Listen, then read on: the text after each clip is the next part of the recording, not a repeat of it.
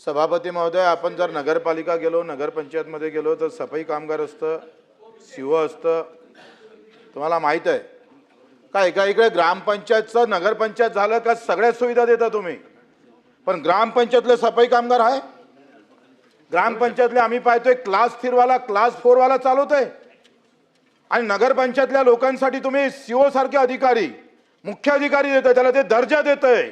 आणि मग गोरे साहेब, तुमच्याकडून अपेक्षा आहे, तुम्ही तर सातारा आणि सांगली जिल्ह्यातले पैलवान म्हणून याकडे पाहिलं पाहिजे.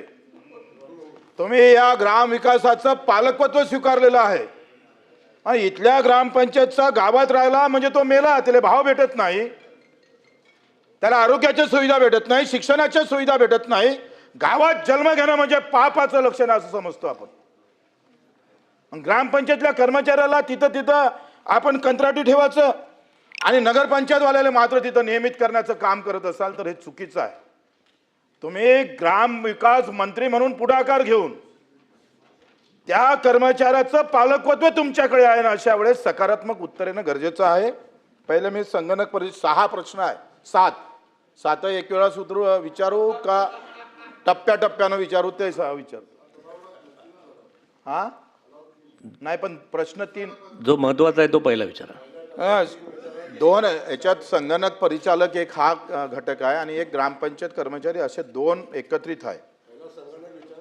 संगणक परिचालक 7 एप्रिल 2025 माननीय मुख्यमंत्री देवेंद्रजी फडणवीस साहेबांनी एक निर्देश दिलेला होता. तर बैठक झाली होती मी रायगडच्या उपोषणानंतर, आणि त्यांना सांगितलं का यांचं 20,000 रुपये मानधन करावं. ते आपण कधी करणार? आपण जर पाहिलं, माझ्यावर इथे उत्तर आहे. हो, आणि आपण जर पाहिलं तर महाराष्ट्र राज्य फक्त 10,000 देतं, केरळ 18,000 देतं, 22,000पर्यंत जाते, तेलंगणा 15,000 देतं, गुजरात 15,000 देतं. इतर सगळ्या राज्यामध्ये या संगणक परिचालकांना मानधन हे जास्त आहे. जिल्हा परिषद पंचायत समितीचे संगणक परिचालक आहेत, त्यांना सुद्धा मानधन जास्त आहे, त्यांना सुविधा जास्त आहे. आणि म्हणून 7 एप्रिल 2025 रोजी जो निर्णय मुख्यमंत्र्यांनी जे निर्देश दिले त्याची अंमलबजावणी आपण मंत्री म्हणून करणार का, याचं उत्तर दिलं पाहिजे. दुसरं, सभापती महोदय, गंमत कशी आहे याच्यामध्ये? सभापती महोदय, आपण जर विचार केला तर यामध्ये एकंदरीत 321 कोटी वर्षाचा खर्च केला जातो. 321 कोटी, 237 कोटी हे संगणक परिचालकाच्या मानधनावर खर्च होतं, आणि 82-84 कोटी हे कंपनी, खाजगी कंपनीच्या घशात घालतोय आपण. कायच्यासाठी घालतोय? तर सही पुरवावं लागतं, कागद पुरवावं लागतं. हे कागद आणि सही पुरवासाठी म्हणजे या राज्यात तर देशात मला समजतच नाही. परीक्षा घ्यायला खाजगी कंपनी, कंत्राटी कामगार नियुक्ती करायच्या नंतर खाजगी कंपनी, सगळ्या खाजगी कंपनीचा सरकार सरकारी, मंत्री सरकारी, आणि कर्मचारी खाजगी कंपनी. वा, आणि आता मंत्री खाजगी कराय. सभापती महोदय, 84 कोटी रुपये का देतोय आपण? इव्हन आम्ही मुख्यमंत्र्यांनी हे म्हटलं का हे बरोबर नाही आहे, यामध्ये बदल करा. आणि त्यांनी सांगितलं हे 82 कोटी रुपये वाचवा, काही गरज नाही, कुठेही प्रशिक्षण घेत नाही. मी हे मुच्छी काढून टाकन. सभापती महोदय, या कंपनी जर एखादा रोल, एखादी शई, एखादं ट्रोनर काही पुरवलं असेल, प्रशिक्षण घेतलं असेल, तर मुच्छी उखाड के घुमाऊंगा बच्ची करू. एका सगळ्या ग्रामपंचायतचे ठराव माझ्याकडे आहे, यांनी कुठेही आम्ही पाहतोय कुठलंही प्रशिक्षण घेतलं नाही, बसल्या बसल्या कंपनीत 84 कोटी रुपये उखडतं. वा, आणि आमच्या संगणकाला 10,000 रुपये पगार. अरे, तुम्ही कामगार कायद्याखाली किमान वेतन 18,000 आहे मंत्री महोदय, आपण 10,000 काय होतं? मला वाटते याचं तुम्हाला निश्चित गांभीर्यपणे तुम्ही याचा विचार करेल. मानधनासह राष्ट्रीय ग्राम स्वराज्य अभियान आहे, त्याच्या अंतर्गत डायरेक्ट नियुक्ती करा. आता याचा प्रवास काय गमतीचा आहे लक्षात घ्या. मंत्री महोदय, तुम्हाला माहित आहे 2 प्रकारचा निधी भेटतं. 15 वित्त आयोग एक निधी देतं, आणि ग्रामपंचायतच्या काही स्वनिधीतून पैसे जाते.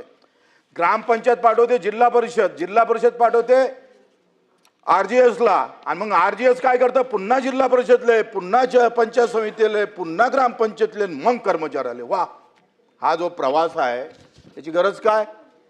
डायरेक्ट RGS मधून तुम्ही ग्रामपंचायतच्या त्या कर्मचाऱ्याच्या खात्यात टाका ना बाबा. ते केलं पाहिजे तुम्ही. बिलकुल जात नाही. माझ्याजवळ सगळे कागदपत्र आहे. माझ्या तुमच्या अधिकाऱ्यांना सचिवांना दिलेलं पत्र आहे माझ्याकडे. मी ते तुमच्या समोर ठेवतो लागंतर. हे सगळी माहिती अशा प्रकारचं चुकीची जी पद्धत आहे सभापती महोदय, तुम्ही ग्रामीण भागातून येत आहे म्हणजे आपण पाहतो जसा पूजेले ब्राह्मणाचा हात लागला पाहिजे तसा हा जो हात लावण्याचा प्रकार आहे ना हा खऱ्या अर्थानं बंद करा.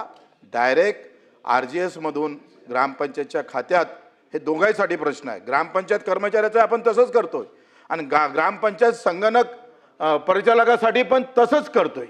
हे पद्धती बंद केली पाहिजे. डायरेक्ट त्याच्या ह्याच्यात पैसा गेला पाहिजे. हे झालं संगणक परिचालकाचं. आता ग्रामपंचायत कर्मचाऱ्याचे पुन्हा 3 प्रश्न आहे ते नंतर विचारतो.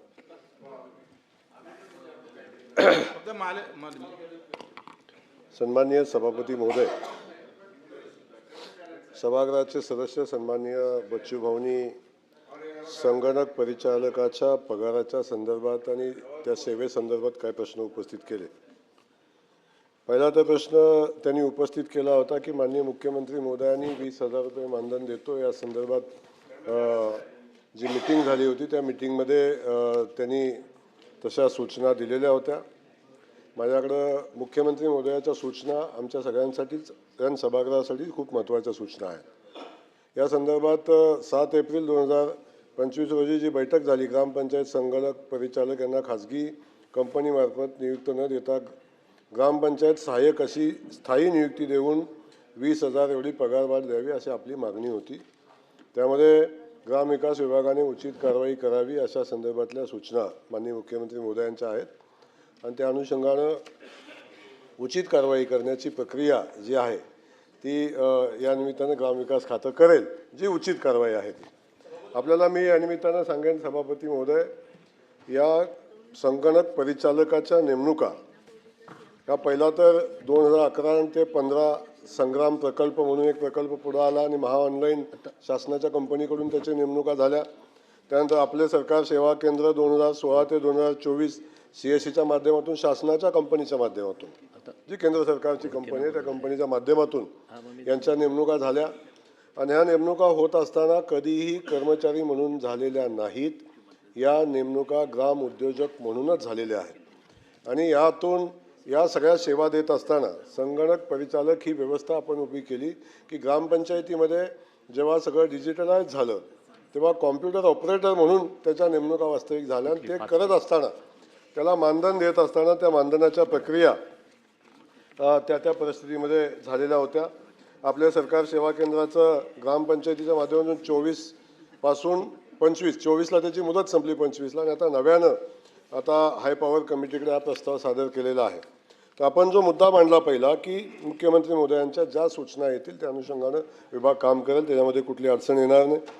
यामध्ये आपण सांगितलं की कंपनी न नेमता याचा डायरेक्ट याचे कर्मचाऱ्यांची नेमणूक कराव्यात या संदर्भात आपण सांगितलं. पहिलाच विषय मी आधी क्लिअर केला की याची नेमणूकच मुळात ग्रामपंचायत कर्मचारी म्हणून झालेली नाही, ग्राम उद्योजक म्हणून नेमणूक झाली आणि ती नेमणूक करत असताना त्यांच्याकडून काही सेवा मिळाव्यात अशा पद्धतीची भूमिका शासनाची होती. त्या सेवा ग्रामपंचायतीच्या ज्या सेवा या निमित्ताने मिळाव्यात ते जे दाखले आपण 10,000 त्याला मानधन देतो, पूर्वी 7 देत होतो ते 10 केलं, आता 10,000 मानधन देत असताना हे मानधनापुरता मर्यादित हा विषय नाही बच्चूभाऊ. या संगणक परिचालकांनी ग्रामपंचायतीमध्ये 1 ते 23 संगणकीकृत दाखले देणे त्यांनी नाही 47 प्रकारची कामं नाही ते दाखले द्यावेत अशा पद्धतीचा विषय आहे. संगणक परिचालकाचं काम आहे ते तर करायला त्याच्या ॲडिशनल त्यांनी जे कामं केलं म्हणजे जन्ममृत्यूचा दाखला असेल, विवाह नोंदणीचा दाखला असेल, दारिद्र्य रेषेखालचा दाखला असेल, आधार कार्ड असेल, या सगळ्या सेवा देत असताना त्या सेवेच्या अनुषंगानं त्यांना त्या सेवेत दाखल्याच्या मोबदल्यात पैसे घेता येतात, त्यांना ते पैसे मिळतात. आणि म्हणजे त्यासोबत आपण आणखीन काय सेवा म्हणजे अगदी रेल्वे तिकीट बुकिंग असेल, पासपोर्ट काढण्याचा विषय असेल, फास्टॅगचा विषय असेल, पीक विम्याचा विषय असेल. एक पीक विमाचा फॉर्म भरला त्याला 22 रुपये देतो आपण, शेतकरी सन्मान योजनेचा फॉर्म भरला 10,000 रुपये देतो आपण, पासपोर्टला 65 रुपये, फॉर्म भरला आपण 65 रुपये देतो. या सगळ्या सेवा देऊन त्यांनी अधिकचे पैसे या निमित्तानं मिळवण्यासाठी आपण महाई सेवा केंद्र जसं देतो, आपण सेतू केंद्र जसं देतो, त्या पार्श्वभूमीवर या सगळ्या सेवा त्यांनी ग्रामपंचायतीच्या कार्यालयातून दिल्या पाहिजेत. अशा पद्धतीचे वास्तविक पाहता याच्यातून हा विषय होतो. आणि त्या सेवा देऊन या संगणक परिचालकाला, आपल्याला माहितीसाठी सांगतो, असे अनेक संगणक परिचालक आहेत. मला त्यांच्याबद्दल अभिमान पण आहे की अनेक संगणक परिचालक हे खूप चांगले दाखल्याचं काम करतात, खूप चांगल्या सेवा देतात. खास करून माझाच एक कार्यकर्ता आहे, अशी सेवा देतो, महिन्याला तो 50, 60, 70 हजार रुपये मिळवतो. अशा पद्धतीचं काम तो करतो. आणि मी ऐका बच्चू भाऊ, ऐकून घ्या. तुमचं ऐकलंय मी उत्तर, माझं उत्तर ऐकल्यावर ऑब्जेक्शन घ्या. तुम्ही बसा खाली. माझं उत्तर ऐकलं द्या ना तुम्ही. मी अजिबात चुकीचं उत्तर देत नाही. मी जबाबदारीनं बोलतोय. त्या संगणक परिचालकाचं नावही सांगेन मी. आणि आत्ता आपण बोलला तरी तो तुम्हाला बाहेर गेल्यावर सांगेल की किती उत्पन्न आहे त्याचं, हेही त्या सांगेन. मी काय सांगतो की सगळ्यांना मिळतं असं माझं म्हणणं नाही. पण जे संगणक परिचालक चांगली सेवा देतात, हे दाखले देण्याचं काम करतात, ज्या सेवा सेतूमध्ये मिळतात त्या सेवा आपण पंचायतीमध्ये देऊ शकतो. ज्या सेवा आपल्याला महाई सेवा केंद्रामध्ये आपण देतो त्या सेवा आपण इथून संगणक परिचालक देऊ शकतो. या जर सगळ्या सेवा आपण दिल्या तर त्याला चांगलं उत्पन्न या माध्यमातून त्यांनी मिळवावं. उद्योजक म्हणूनच त्याची नेमणूक आहे आणि हे काम त्यांनी करावं, हा त्याच्यामागचा आमचा उद्देश होता. आणि त्यातून त्यांनी आता व्यावसायिक दाखले देण्याची एवढी मोठी लिस्ट आहे. याच्यामध्ये किती पैसे मिळतात दाखला दिल्यानंतर याची लिस्ट आहे. तर हे दाखले, ह्या सेवा दिल्या पाहिजेत ग्रामपंचायत, त्या सेवा ग्रामपंचायतीमध्ये मिळाल्या पाहिजेत. यासाठी बच्चूभाऊ आपणही प्रयत्न केले पाहिजेत. त्या संगणक परिचालकांना सांगितलं पाहिजे या सगळ्या सेवा तुम्ही ग्रामपंचायतीमध्ये द्या. लोकांना तालुक्याच्या ठिकाणी हेलपाटे घालायला लावू नका, सेतू केंद्रामध्ये जायला लावू नका, बाकीच्या व्यवस्था करू नका. त्यामुळं अनेक संगणक परिचालक हे खूप चांगलं काम करतात या निमित्तानं. आणि त्यातून त्यांनी अधिकचे उत्पन्न मिळवावं अशा पद्धतीची शासनाची भूमिका आहे. त्यामुळं आपण या संदर्भात त्यांना वारंवार प्रशिक्षणाचा विषय आपला आला, मध्ये जी कंपनी आहे त्याच्या संदर्भात विषय आला. कंपनीचं फक्त टोनर देणं आणि रोल देणं एवढा विषय नाही बच्चूभाऊ. त्याचं या ठिकाणी कंपनीनं सॉफ्टवेअर देण्याची जबाबदारी आहे. एक आपण टोनरचे पैसे आणि त्या रोलचे पैसे देतो असं नाही. सॉफ्टवेअर देत असताना हे सगळे दाखले जेव्हा ऑनलाईन देतात त्यासाठी, या सेवा देण्यासाठी जे सॉफ्टवेअर असतं तेही त्या कंपनीने देणं कंपनीला बंधनकारक आहे. अशा पद्धतीचं सॉफ्टवेअर देत असताना मध्यंतरी 1 वर्षाच्या कालखंडामध्ये काही अडचणी आल्या, त्या कंपनीचं टेंडर आम्ही काम संपलं, त्या कंपनीला थांबवलं. आता नव्यानं आम्ही सॉफ्टवेअर डेव्हलप करून नव्यानं त्या कंपनीला अपॉइंट करण्यासंदर्भात हाय पॉवर कमिटीला आमचा प्रस्ताव आहे. हाय पॉवर कमिटीमध्ये तो प्रस्ताव मंजूर झाल्यानंतर ती प्रक्रिया केली जाईल. परंतु ग्रामपंचायतीमध्ये या सगळ्या सेवा मिळाल्या पाहिजेत आणि संगणक परिचालक हा त्याच्यासाठी आपण अपॉइंट केलेला आहे. त्या सगळ्या सेवा मिळाल्या पाहिजेत अशा पद्धतीची भूमिका या निमित्तानं शासनाची आहे. आपण पगारवाढीच्या संदर्भात जी भूमिका सांगितली या ठिकाणी, मानधनाच्या संदर्भात, पगारवाढीच्या संदर्भात सांगितलं की डायरेक्ट दिला पाहिजे. आता ग्रामपंचायतीतून ते पैसे येतात, ते पैसे RJSला येतात, जिल्हा परिषदेच्या माध्यमातून RJSला आल्यानंतर मात्र तो पगार संगणक परिचालकाच्या अकाउंटमध्ये जायला, पुन्हा ग्रामपंचायतीमध्ये जायला लागत नाही. त्यामुळं आपण जी म्हटला त्याला पगार देण्यासंदर्भातली भूमिका सांगितली, ते RJSY मधून ते पगार संगणक परिचालकाच्या अकाउंटमध्ये जातो. तो पुन्हा ग्रामपंचायतीला जाण्याची आवश्यकता नाही. हे या निमित्तानं आपल्याला मी सांगतो. त्यामुळं संगणक परिचालक ही व्यवस्था आहे आणि व्यवस्था खूप चांगल्या पद्धतीने चालली पाहिजे. आणि त्या व्यवस्थेच्या माध्यमातून गावागावातल्या खेड्यातल्या लोकांना त्या सेवेचा उपयोग झाला पाहिजे, ही शासनाची भूमिका आहे. आणि त्यासाठी आपण सातत्यानं प्रयत्न करत असतो, हे शासनाच्या वतीने मी आपल्याला सांगेन.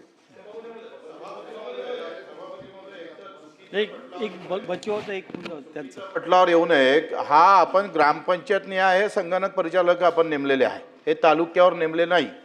मंत्री महोदयांना माझा लक्षात आणून द्यायचं आहे की तुम्ही जे सांगताय का हा बाहेर बसतं आणि बाहेरच कमावतोय, हे फार चुकीची माहिती कोणत्या अधिकाऱ्याने दिली ते मला समोर ठेवा. हे फार चुकीची माहिती येत आहे रेकॉर्डवर. अशी रेकॉर्डवर चुकीची माहिती येऊ नये.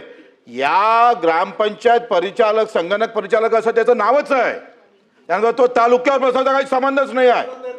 माझं पहिले ऐकून घ्या तुम्ही, आता मी तुमचं ऐकून घेतलंय.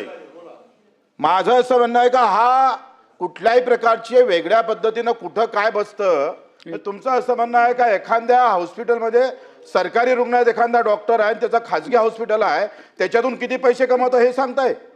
एखादा आमदार आहे तो कमिशन किती खातं हे सांगायचं आहे का तुम्हाला? हे अशा पद्धतीनं टवाळणी करू नये. माझं काय म्हणणं आहे का त्याला भेटणारं मानधन 10,000 आहे, ते वाढलं पाहिजे. तो कर्मचारी आहे का कामगार आहे ते सांगितलं पाहिजे. कोण आहे तो, कर्मचारी आहे का कामगार आहे, याचं उत्तर द्या तुम्ही. तुमच्या ग्रामपंचायतचा आणि खाजगी कंपनीला तुम्ही 84 कोटी देता कशाला? काय गरज आहे? कुठली आली आहे कंपनी? आणि मग हेच पैसे त्या संगणक परिचारकाला द्या ना तुम्ही, त्याला का देत नाही? आणि मग मुख्यमंत्र्यांनी सांगितलं का केला याला ग्रामपंचायत सहाय्यक म्हणून नेमा आणि त्याला 20,000 वाढवून द्या. आणि हे ते आम्ही पाहतोय जिल्हा परिषद, मग पंचायत समिती, मग कंपनीतून मग ग्रामपंचायतचा तो सहाय्यक याच्यात पगार जातं. हा जो प्रवास आहे तो थांबवा. असे 2च उत्तर तुमच्याकडून आम्हाला अपेक्षित आहे. पहिला बच्चू भाऊ, आपण माझं उत्तर व्यवस्थित ऐकलं असतं तर ह्या प्रश्न विचारायची आवश्यकता भासली नसती. मी कधी सांगितलं नाही की तालुक्या लेवलला बसून तो करतो, ते ग्रामपंचायतीमध्येच ह्या सेवा दिल्या पाहिजेत हा विषय येतो. आणि या पैसे भेटतात या संदर्भात या सेवा देत असताना या सेवा ग्रामपंचायत संगणक परिचालकाला तो सेवा देण्याचा अधिकार आहे आणि तो अधिकार त्याला दिलेला आहे. आणि त्या संगणक परिचालकानं ग्रामपंचायतीमध्ये बसून, ग्रामपंचायतीचं ऑफिस, कॉम्प्युटर ग्रामपंचायतीचं ऑफिसमध्ये बसून या सेवा या गावातल्या जनतेला देणं अपेक्षित आहे. त्यामुळे त्याने तालुक्यात बसावं नाही बसावं, मी तालुक्यामध्ये सेतूची सेवा असते ती तालुक्यात जाऊन लोकांना सेवा घ्यायला लागते, ते गावागावामध्ये मिळते हे तुम्हाला सांगितलं. त्यामुळे उत्तर जर व्यवस्थित ऐकलं असतं तर एवढा ताण घ्यायची गरज भासली नसती. त्यामुळे मी आपल्याला या निमित्तानं सांगेन की ही जी परिस्थिती या ठिकाणी निर्माण झालेली आहे किंवा आपण जी मांडताय त्यामध्ये आपण गावागावामध्ये महाई सेवा केंद्र तालुक्यामध्ये आपण काढायचा प्रयत्न करतो, त्यातून सेवा द्यायचा प्रयत्न करतो. हा ग्राम उद्योजक म्हणून याची नेमणूक आहे, हा पहिला विषय आहे. त्यानं हा उद्योग व्यवसाय केला पाहिजे की हे दाखले देणं, बाकीच्या सेवा देणं हाही त्याच्यामध्ये केला पाहिजे. पूर्ण उत्तर होऊ द्या ना.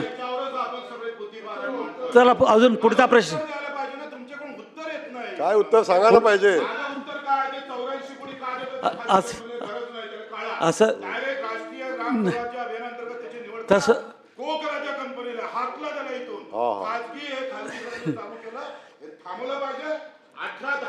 पगार या राज्यामध्ये कोणीच करत नाही. 10,000 मानधन, त्याला 18,000 किमान वेतन कायदा लागू केला पाहिजे.